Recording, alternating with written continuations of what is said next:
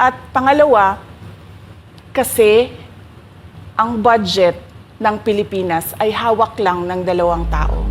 Nako, yan ako. Na yung intelligence, na sinasabi na intelligence, talagang nandun si Pastor Kibuloy. Wala doon. Galing Angkot North Cotabato eh. Di ba? Yan ang nga ho ba sinasabi natin. Okay, game. Pag-usapan ho natin itong pinaka-latest na press con ng DILG na kung saan ipresenta na ho itong si Pastor Apollo Kibuloy. Pero bago ho yan, bago ang lahat ng yan, magkalinawan ho muna tayo. Kasi misleading na naman ho itong press con na to. At marami na naman hong malulokong mga Pilipino dito sa mga banat na to ni Benhur Abalos. Linawin ho natin. Attorney Turyon, Governor Ubahib, ISAP. Attorney Turyon, Governor Ubahib, ISAP. Wala hong Abalos, walang Torre, walang Marbil, ha? Attorney Turyon, nagpatulong kay Governor Ubahib, kumontak sa ISAP. Malinaw ho, wala hong kinalaman ng DILG at PNP sa pagsuko na yan ni Pastor Apollo Kibuloy. Malinaw ho ba yon? Kasi lahat ho ng pinaliwanag natin na yan, ititwist ho lahat yan netong mga opisyal ng pamahalaan na to para ma-justify ho nila yung kapalpakan, kalukuhan, kabalbalan na pinagagawa nila diyan sa KOJC compound. Yung heartbeat, yung ground penetrating radar, yung doomsday bunker. Para ma-justify ho nila yan, gagawin ho nila, Attorney Turyon, Governor Ubahib, DILG Torre Abalos. Naku po, yari tayo dyan. Hindi ho sila kasama sa pag-surrender na yan ni Pastor Apollo Kibuloy. Sumurrender ho siya, hindi ho siya nahuli. Taliwas ho sa paglalabas ng balita nitong mga bayarang mainstream media na to. Malinaw na ho, bago natin panoorin itong kay DILG Secretary. Linawin lang ho natin kasi yung ISAP hindi ho kasama dyan yung armed forces kasi hindi naman ho mahilig ang armed forces sa pagpapabidang kagaya nitong si Abalos. No? Maigi na hong umpisa pa lang ng video natin na ilatag na ho natin yung facts dito sa issue to. Kasi mahirap na eh. Along the way, biglang babanatan tayo nitong si Abalos na kesyo naghukay sila, kesyo may heartbeat, kesyo ganon, kesyo ganyan. Ang katotohanan, galing hong bundok si Pastor Apollo Kibuloy. Okay? Attorney Turyon, Governor Ubahib, ISAP. Yun lang ho. Wala ho sa usapan ng DILG, PNP, Marbil, Torre. Wala ho yan. Abalos, wala ho. Malinaw.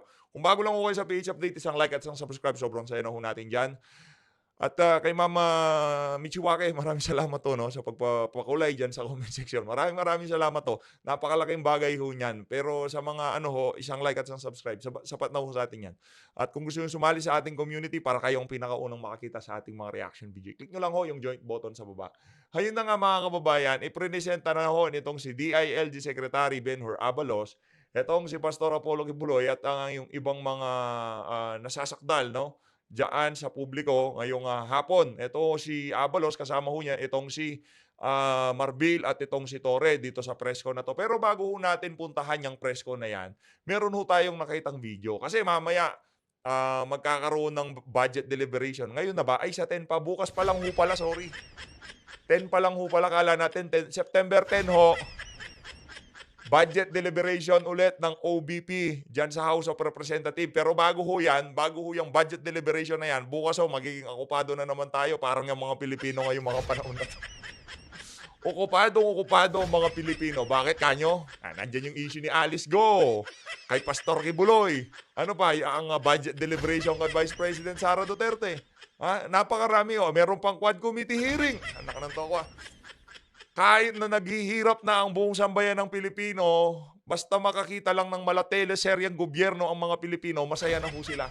Ito, pakinggan ho natin itong si Vice President Sara Duterte. Mag-react ho tayo, ha? Habang magre-react ho tayo dyan, mamaya ka na, Boeing, ha? Mamaya ho, meron ho tayong update kay Boeing. Habang pinapanood ho natin itong si VP Sara, napakaganda ho ng mga tinuron dito ni Vice President Sara Duterte. Ito, Vice President, Vice Sara spent 125 million in just 11 days. Ito mas matindi. Alam niyo ba yung ginawang pamimigay ng ayuda nitong si Tambaluslos diyan sa Mindanao, diyan sa Davao? Alam niyo kung magkano ang nagastos diyan sa Mindanao? 1.2 billion pesos. Pero tahimik ho yung mga congressman na yan, diyan sa napakalaking gastos na yan, nitong si Tambaluslos, hindi naman ho niya trabaho mamigay ng ayuda. Ang trabaho ni Tambaluslos, tumimon diyan sa House of Representatives, hindi ho magpakalat-kalat kung saan-saan at meron pa siyang talk to the troops. Hindi naman ho trabaho ng Speaker of the House yan. Epal lang ho talaga yung Speaker Martin Romualdez, no? Ay, imagine, 1.2 billion pesos ang pinamigay niya ho sa mga Dabawenyo. Ganyan ho katindi yan. Ganyan ho katindi ang si Tambaluslos. Pero ang irony dito, napakatahimik ho nitong mga congressman na to pagdating sa napakalaking halaga, pero doon sa 125 million, daldal ho sila ng daldal dyan sa confidential fund ni VP Sara na ginasta niya ng 11 days.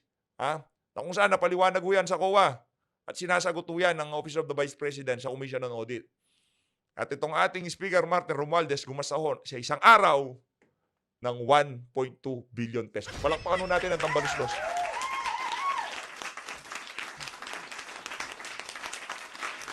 Ito, pakinggan ho natin itong si Vice President Sara Duterte. Panoorin kaya natin to sa malaking screen. Ito, dito na lang ho, dito na. Pwede na ho dito, pwede na.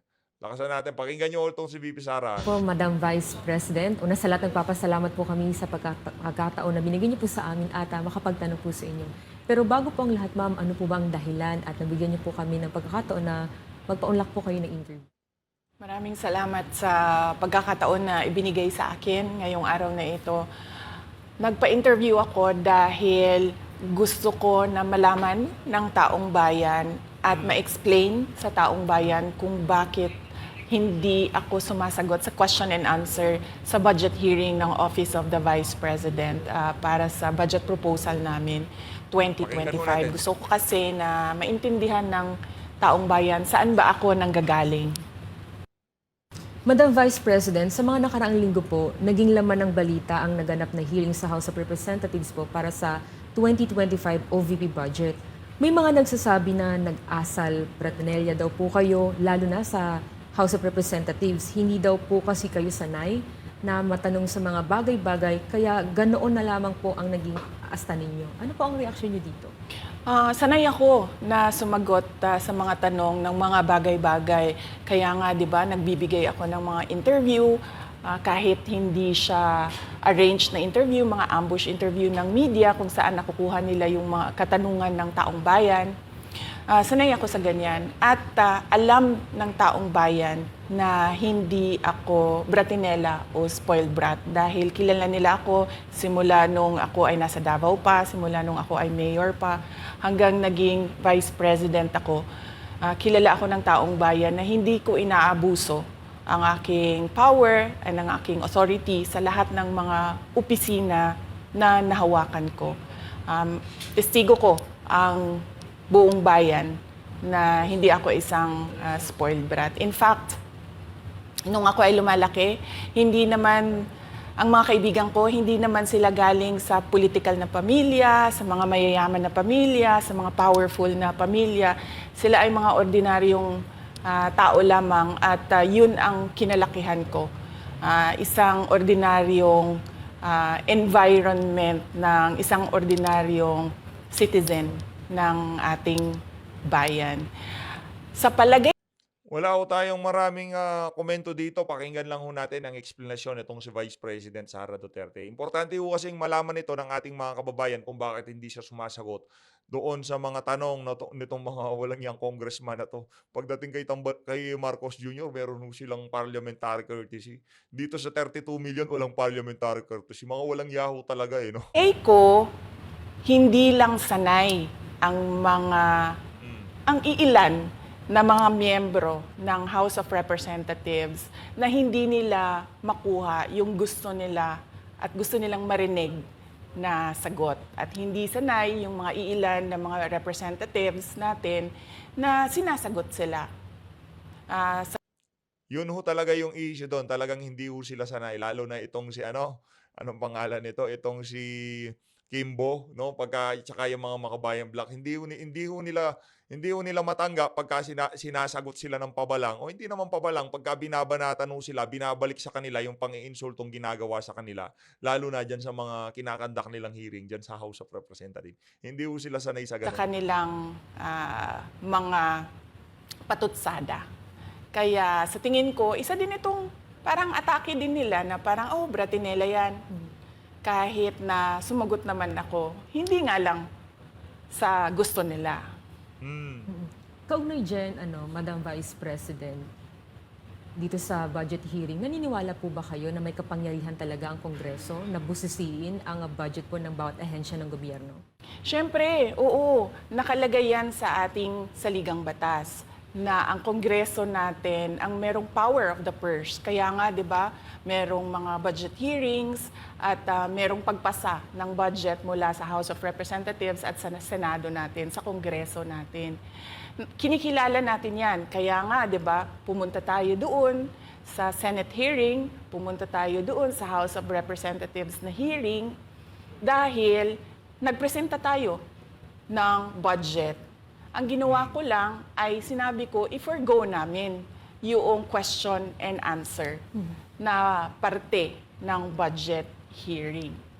Pero kaugnay po dyan, Madam Vice President, hindi po ba dapat malaman din ng taong bayan para saan po ang pondo ng OVP?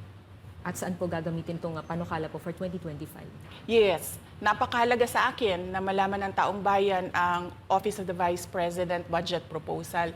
Kaya nga, bago kami pumunta sa Senate, bago kami pumunta sa House, ay pinublish namin yung budget proposal namin sa aming website, sa Office of the Vice President, sa social media platforms namin. Ginawa namin siyang madaling intindihin ng taong bayan kung saan papunta yung budget proposal ng Office of the Vice President. Oh, tangi ho ang Office of the Vice President. Sa pagkakaalam natin, pwede ho tayong mali kung meron ng ibang mga ahensya ng pamahalaan na ginawa yung pag-publish ng kanilang gagastahing pera sa 2025, wala pa ho tayong nakikitang ahensya ng pamahalaan na gumawa ng ginawa na yan ng Office of the Vice President. Kaya naman, palakpakan ho natin itong si VP Sara. Pagka gumaganon ho tayo, alam na, ibig sabihin, alam na, kay VP Sara yan. Ma'am, going back dun po kaninang sinabi nyo na yung ilang beses nyo pong sagot sa mga kongresista that you will forgo the opportunity to defend the 2025 budget proposal of the OVP and will defer to the wisdom of the Congress, bakit tila daw po iniiwasan ninyo? Parang ganun po yung lumalabas daw. Oo.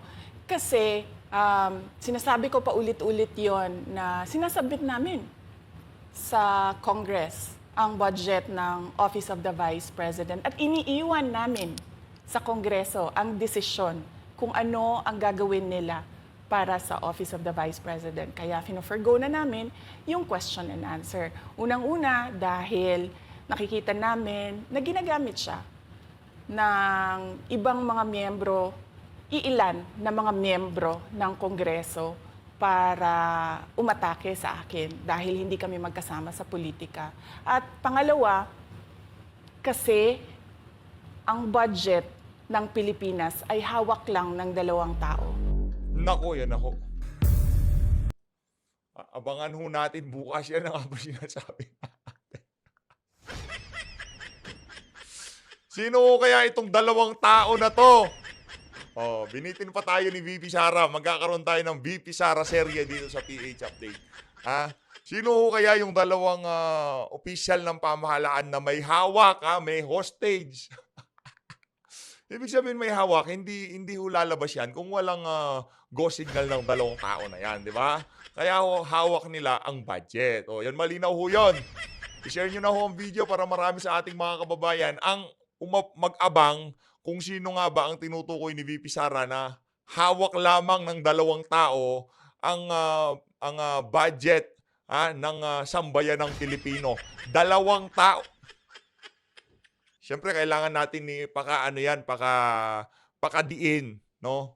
Kailangan ho natin pakadiin na 2 tao lang sa buong Pilipinas ang may hawak sa pera ng sambayan ng Pilipino. Malinaw.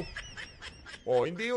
Siyempre, hintayin ho natin itong si VP Sara, no? Siya ho may alam niyan, hindi ho natin alam.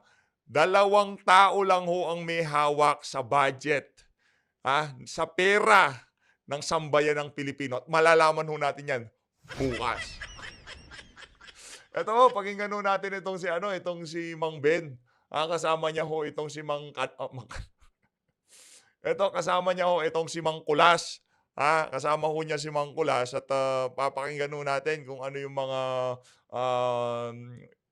kung paano ho nila ija-jamming ang sambayan ng Pilipinas. Nasa sa inyo na ho yan kung maniniwala kayo, di ba?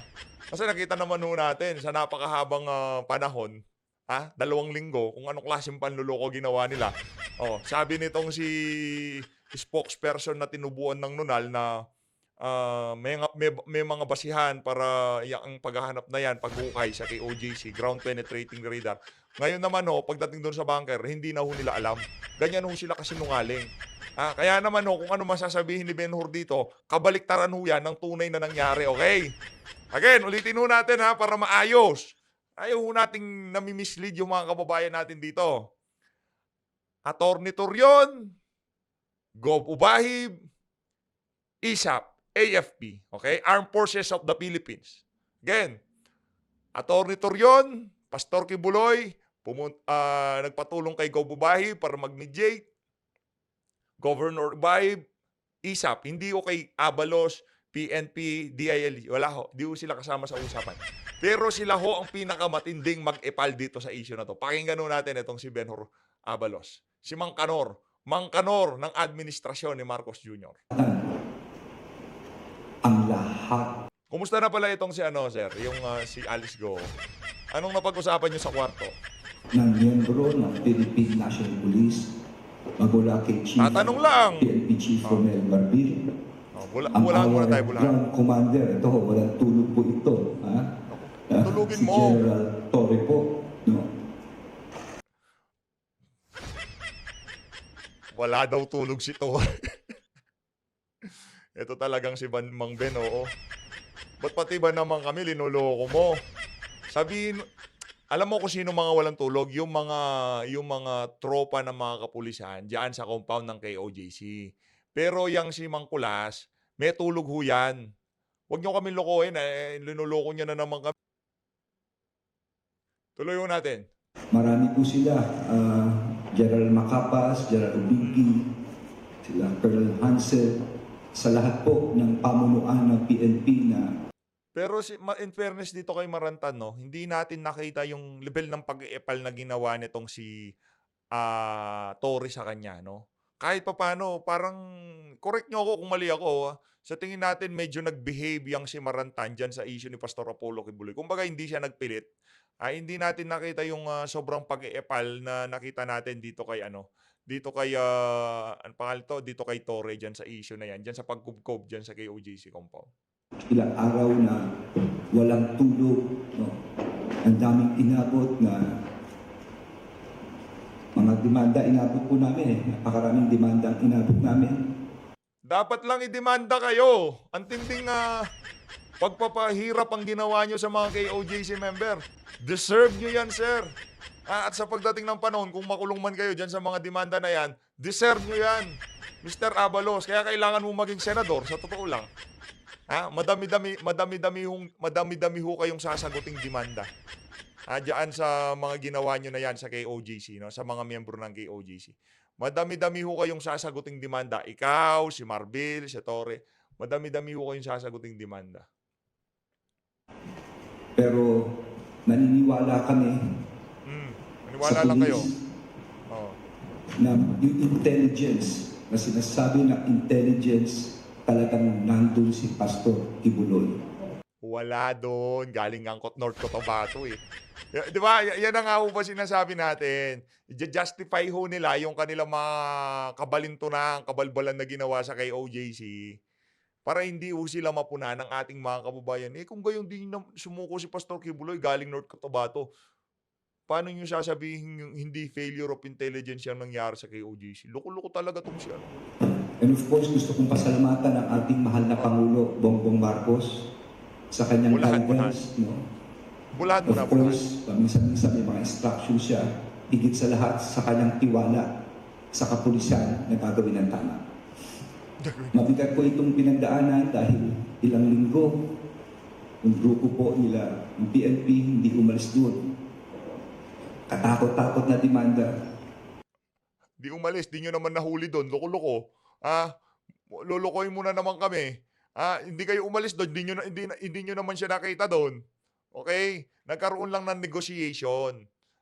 Nagipag-negotiate lang ang kampo nitong si Pastor Apollo Kibuloy. Pero ang punto, yung ginawa niyong pangbubungkal at pananakit sa membro ng KOJC, hindi naman ho nararapat kasi wala naman talaga doon si Pastor Kibuloy. Ibig sabihin, palpak yung intelligence nyo. Yun lang yun. Yung iba nasaktan na po at may pressure na umalis kami.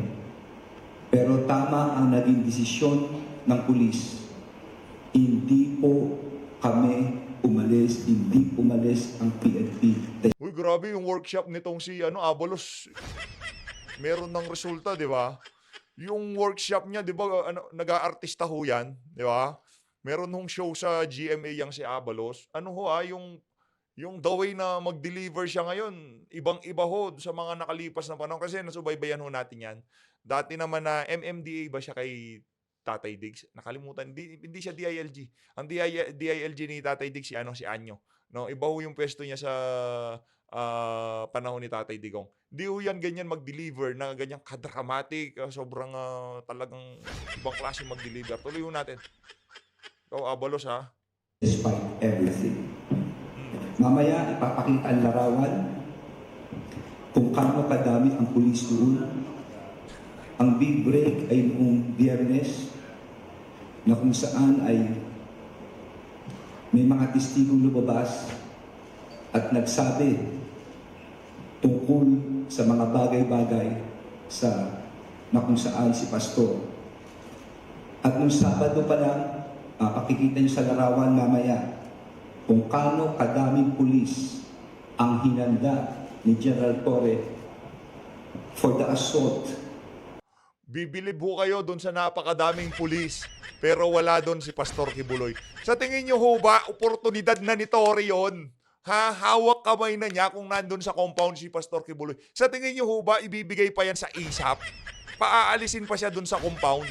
Doon siya pipicturan, doon siya ipapahiya, yun nung sigurado. Ikaw na, lulukoyin mo pa kami. Ano bang nagawa nung bata-batal yung mga pulis na pinadala dyan sa KOJC compound? Wala, nanira lang, nagkalat lang. Pinabaho lang nila yung lugar, pero wala doon si Pastor Kibuloy. Ano? Doon sa lugar na yun, base rito sa intelligence report. At pagkatapos Intelligence. Sumuko nga, sumuko. Hindi nahuli si Pastor Kibuloy dahil dyan sa intelligence nyo na yan. nito, yan, ganyang kadaming tao na Sabado pa lang. Kumbaga sa pinaghahandaan mo na lahat. Final assault na yan. Final assault, talagang mananakit na ho sila. Ang tanong, kanino napunta yung 10 million? Kanino napunta yung 10? Yun ang pag-usapan natin, Abalos. Sagutin mo ako ngayon. Kanino napunta 10 million? Kanino napunta? Kanino napunta yung 10 million? Napunta kay Torre? Hindi. Hindi napunta kay Torre, palpak yan si Torre. Napunta doon sa inyong intelligence? Hindi napunta doon, palpak eh. Napunta doon sa ground penetrating radar? Hindi, kasi palpak, wala namang bunker eh. Kanino napunta? Binulsa nyo ho ba? Nagtatanong tayo, di natin sinasabing binulsa niya. Sinong bumulsa ng 10 million na pabuya para kay Pastor Kibuloy? Dapat ibigay yung 10 million kay Pastor Kibuloy.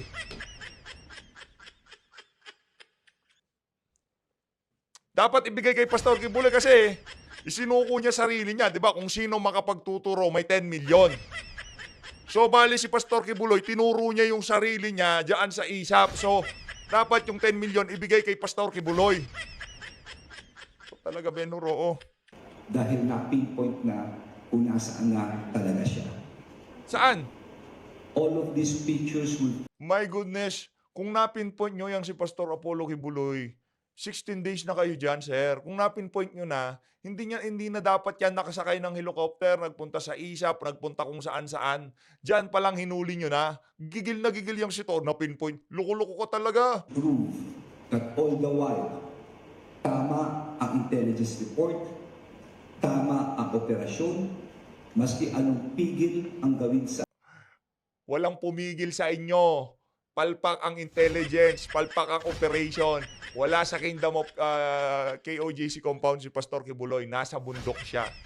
Palpak. amin na kung sinong kampo still tiniis po ito ng pulis, maski anong pananakot ang ginawa, tumuloy-tuloy kami. And the rest is history. Wow. No? At this point,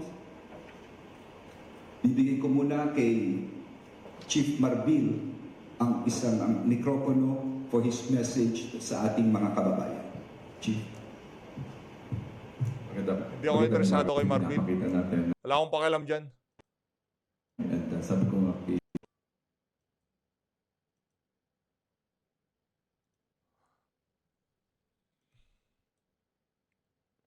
1 p.m.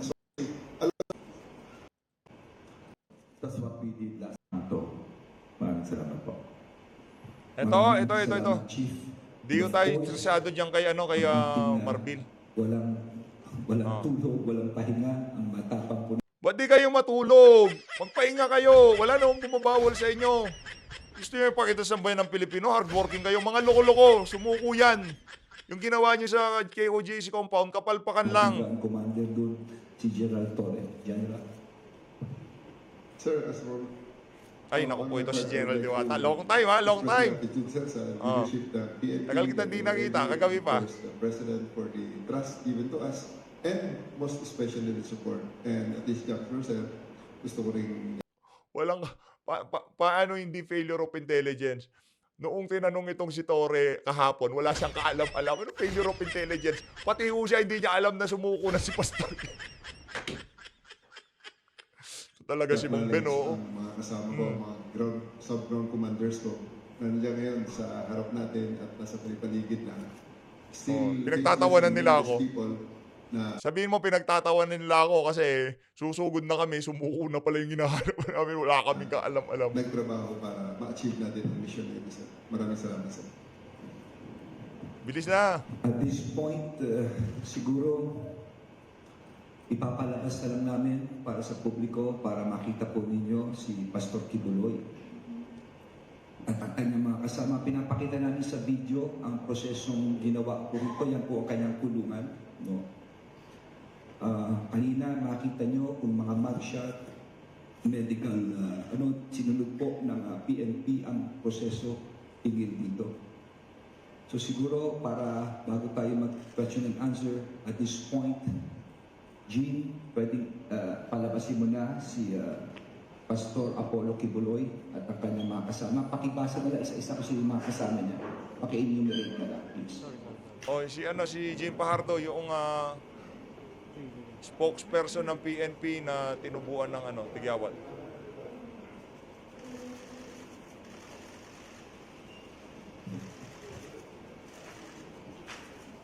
Pastor Apollo C. Kibuloy, Jacqueline Roy, Crescente Canada alias Enteng, Yabong ni Abalos, akala mo kung sino. Sylvia Semanis. Pero yung mismong, ang tawag dito, yung mismong mga tao na nakausap ni Pastor Apollo Kibuloy para sumuko siya, wala ho sila dyan kasi hindi naman ho sila tatakbo ng senador sa 2025. So always, maraming salamat ho. Dito na ho natatapusin ang ating reaction video kaugnay dyan sa pagpapresenta nitong si Abalos dito kay Pastor Kibuloy at sa mga kasama niya dyan sa mga media ngayong hapon. Mag-ingat ho kayo lahat. Kung di nyo po napanood ang video na to, i-click nyo lang. Mag-ingat ho kayo lahat. Mahal natin Pilipinas.